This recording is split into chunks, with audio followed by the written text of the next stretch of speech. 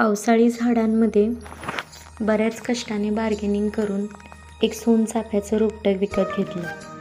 पहिली कळी उमलताच आईने ते स्वामींना वाहिलं.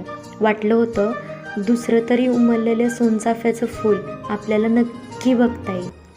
आदल्या दिवशी कळी थोडी उमलत होती, दुसऱ्या दिवशी कळी पूर्णपणे उमलली आणि मी हॉस्पिटलमध्ये. काय करणार, आजारपण मागे लागलं.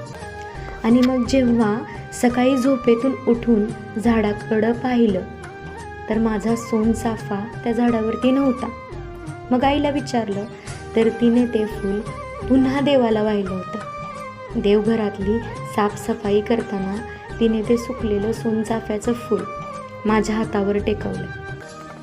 सुकलेलं पण सुगंधाने भरलेलं ते फूल पाहून माझ्या डोळ्यातून अश्रू अनावर झाले. आई म्हणाली, एक फूल तर आहे, इतकं का गुंतते? पण तिला कोण सांगणार, काही फुलं नसतात, आयुष्य जगण्याचा अर्थ शिकवत असतात. जसं की सोनचाफा, साधेपणा, शांतता, दुर्मिळ असं फूल आहे, पण सुकल्यानंतरही सुगंध देण्याचं काम करत राहतं. अगदी तेच माणसालाही लागू होतं.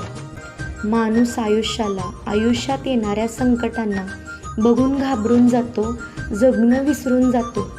कितीही संकटे आली तरी सोनचाफ्यासारखे सुकल्यानंतरही दरवळत राहणं जमलं पाहिजे माणसाला, नाही का? मन होई फुलांचे थवे, गंध हे नवे कुठून से येती. मन पाऊल पाऊल स्वप्ने ओली हुळहुळणा.